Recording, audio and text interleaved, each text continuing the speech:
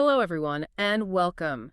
May a sincere, divine blessing just truly rest on you today, and may your entire week ahead be filled with clarity and purpose as you go about your days. Yes, thank you for that. It's so great to be here to dig into this material with you. Well, you might want to hold tightly to that sense of purpose today because we are unpacking a text written by a man who was so furiously protective of his mission that he just threw standard etiquette right out the window. He really did. I mean, the context we're looking at today is incredible. Yeah, our mission for this deep dive is to look at a stack of introductory materials from specialized study Bibles, and we're focusing on the historical, the theological, and, frankly, the surprisingly dramatic depths of the Apostle Paul's epistle to the Galatians. It is such a phenomenal piece of ancient rhetoric. Hmm. When you analyze the historical context we have compiled here, I mean, the text just completely sheds any reputation it might have as a dusty, boring theological treatise. Total. It reads like a live wire.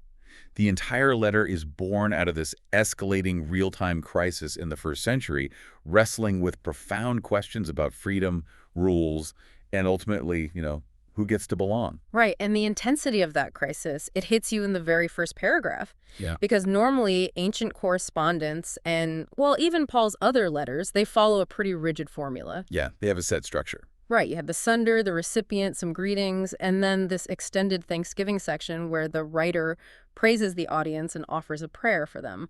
But our sources flag this glaring omission.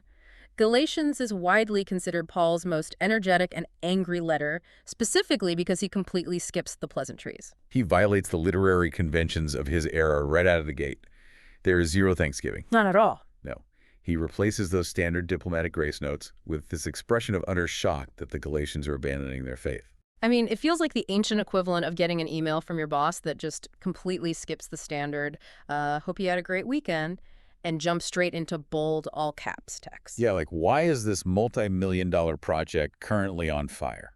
Exactly. He calls them foolish Galatians right out of the gate in his opening arguments. And he's so agitated because he's defending the very core of the truth of the gospel. In his mind, they aren't just debating minor community guidelines here. Right. They are on the precipice of altering the fundamental mechanism of their faith, and he views this as a matter of spiritual life and death. Okay, let's unpack this, because to understand the weight of that threat, we first need to look at the timeline. And according to the sources, dating this letter requires solving this weird geographical puzzle. Yes, it really does. There is a massive debate among historians about who the Galatians actually were, which, I mean, initially sounds absurd. How do we have a letter addressed to a group of people, but we don't know who they are? It does sound strange, but the confusion arises from how the term Galatia was used in the ancient Roman world. The materials outline two competing historical theories. The first is the North Galatia theory, which reads the term ethnically. Okay, ethnically. Right, so back in 278 BC, a migrating group of European Celts, or Gauls, invaded Asia Minor. They eventually settled in the north-central region, and over centuries, that specific ethnic enclave became known as Galatia. So if Paul is writing to those ethnic Celts in the north, the timeline pushes the letter to around, 54 or 55 AD? Yeah, exactly. It would be during his third missionary journey, which ties it chronologically right next to his letter to the Romans. But then there's the other theory. Right. The second framework is the South Galatia theory, which argues for a political definition. As the Roman Empire expanded, they created this massive imperial province named Galatia, which extended far south of that original Celtic territory. Okay, so it included other cities. Yes. This Roman province absorbed major cities like Antioch of Pisidia, Iconium, Lystra, and Derbe, which Paul definitely visited on his first missionary journey. Which makes perfect sense if you think about a modern, simple example like New York. Oh, that's a great comparison. Right, like if someone says they're writing to New York, do they mean the dense ethnic cultural center of New York City? Or, are they referring to the broader political boundary of New York State, which includes totally different demographics and cultures hundreds of miles upstate? Exactly. And the sources lean heavily toward the political boundary, those southern cities. But what's fascinating here is the real consequence of this geographical debate, which is how it radically shifts the timeline. Because of a specific meeting, right? Yes, the strongest evidence for the South Galatia theory is the timeline regarding the Jerusalem Council of 48 or 49 AD. This was a major watershed summit in early church history. And its entire purpose was to resolve the exact controversy Paul is fighting in this letter, right? Whether non-Jews needed to be circumcised and follow the ceremonial laws. Precisely. And the leadership in Jerusalem officially decreed that those ceremonial laws were not required for salvation. Wait, so if Paul wrote this letter after that council, he surely would have quoted their official decision to win his argument. He absolutely would have. It would have been the ultimate trump card against his opponents. He could have just attached the council's minutes and ended the debate. But because he doesn't mention it at all, it's like this deafening silence, which means he's clearly fighting this battle before the council even convenes. Which places the letter at 48 or 49 AD. That is a massive aha moment. I mean, if that's true, Galatians might actually be the oldest surviving document in the entire New Testament. It very well could be. We are not reading a retrospective theological summary. We are reading the earliest real-time dispatch from the front lines of a theological civil war. Wow. Okay, so having established the timeline, we naturally have to transition to the catalyst of the letter. Who made Paul so mad? The agitators. Right, these false teachers. Exactly. The sources refer to them as agitators, who basically infiltrated the Galatian churches right after Paul left. And they launched a campaign to, quote-unquote, correct Paul's foundational teachings. And their false gospel, basically, they were demanding that Gentile or non-Jewish believers had to be circumcised and follow the external ceremonies of the Mosaic law to be truly saved. Right. It was an additive theology.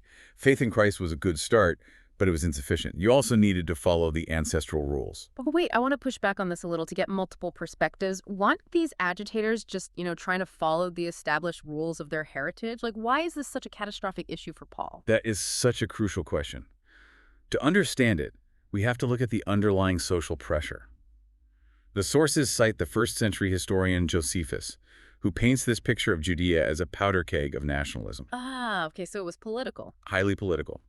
During this decade, nationalistic Jewish groups in Judea were becoming increasingly militant and extremely intolerant of Jews mixing with Gentiles. So they were feeling the heat. The agitators were likely pressured by this fierce nationalism. They were trying to convert Gentiles into a legally recognized, culturally safe sect of Judaism just to avoid persecution and gain approval from the Jerusalem authorities. So it was a geopolitical survival tactic dressed up as theology? Basically, yes. But to execute that in Galatia, they had to systematically dismantle Paul's credibility because he was the one who told them they were free from those laws. Right, and the sources point out this very modern-sounding smear campaign they launched against Paul. It was a three-pronged attack. First, they called him a rebel who defied the Jerusalem apostles. Like he was just a rogue agent, exactly. Second, they highlighted a recent argument he had with Peter in Antioch, framing him as, an insubordinate troublemaker. And the third accusation is brilliant in its political spin. They accused him of being a crowd pleaser.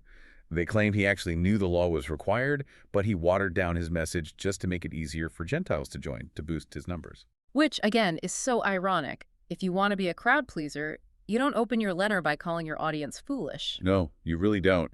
And Paul responds to this smear campaign not with diplomacy, but with a blistering defense of his divine calling. Yeah, he has this absolute confidence. He argues that his message didn't come from some human committee or the original apostles.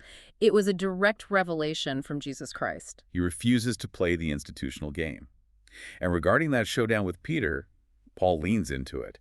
This is a unique historical detail found only in Galatians. Yeah, where he publicly confronted the apostle Peter to preserve the truth of the gospel. Right. Because Peter had traditionally eaten alongside the non-Jewish believers, but when conservative representatives from Jerusalem arrived, Peter withdrew out of fear of how it would look to the traditionalists. So what does this all mean for the Galatians? Paul sees the implications immediately, right? He does. Because theology isn't just what you say, it's who you eat with. Paul confronts Peter because the underlying mechanism of the gospel was being compromised, which sets the stage for the core doctrine of the whole letter. Justification by faith alone. Exactly. Salvation is a completely unearned gift of grace, not a wage earned by obeying the law. It's like, okay, think of a practical example. It's as if someone gave you an all-expenses-paid VIP ticket to this incredible, life-changing event. The benefactor has covered everything. I love this analogy, yes. But instead of just walking through the front door, you refuse. You insist on going to the back alley of the venue to wash dishes for 10 hours because you feel like you have to, earn your way in. Right, and Paul is saying that by trying to add your own works, by scrubbing those dishes, you aren't showing good character. You are actively insulting the person who bought the ticket. You're saying their gift wasn't enough. Exactly. And to prove this isn't some new innovation, Paul anchors his argument deep in the Old Testament. He points straight to Abraham. Because Abraham was justified by faith long before the law even existed. Centuries before. The original mechanism of the covenant was always trust. He also points to the prophet Habakkuk, who said the righteous will live by faith. And he uses this really intense imagery from Deuteronomy, too, about the curse of the law. Yes, he explains that the law is a flawless standard, and since no one can meet it, it just places everyone under a curse of condemnation.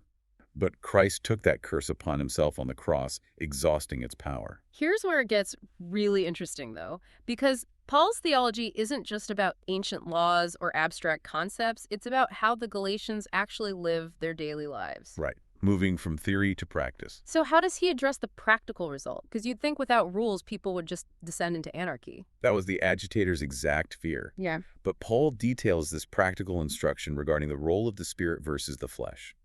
Because believers are united with Christ, they have received the Spirit of adoption. Meaning they are no longer slaves to the law? Exactly. They are free children of God. A slave obeys out of terror, but an heir obeys out of secure love. The Christian life is meant to be organically powered by the Holy Spirit. Which he says produces the fruit of the Spirit. Right, rather than human effort, which he calls the works of the flesh. The law tries to control behavior from the outside in, but the Spirit transforms desires from the inside out. And this connects so deeply to our daily lives now. I mean, in our modern world, we might not be debating first-century circumcision, right? Oh, probably not. But we constantly fall into the trap of performance-based living. Oh, absolutely. Hustle culture, perfectionism. Yeah, believing we are only as valuable as our latest achievement or how well we perform at our jobs. We are constantly seeking external validation, desperately washing dishes in the back alley to prove we deserve our spot. We really are. And Paul's message to the Galatians is a radical call to step off that exhausting treadmill and just rest in grace. But he is careful to define that freedom, isn't he? He is. True freedom in this letter doesn't mean doing whatever you want, which is licentiousness. Nor does it mean following a rigid checklist, which is legalism. It's a third path. Exactly. It means a life of concrete love and service guided by the Spirit. When you aren't terrified about your own standing, you are finally free to direct your energy outward to love others. That is just incredible. And I want to leave you with a final provocative thought to mull over as we wrap up. Human nature naturally leans toward wanting to control our own destiny through rules and metrics. It's how we feel safe. It is. So when you look at your own life, where are you secretly adding your own extra requirements to feel worthy of love, success, or grace? Where are you ignoring the VIP ticket already in your hand? That is something we all need to explore on our own. Absolutely. Thank you for joining us for this deep dive into Galatians today. God bless us all, listeners.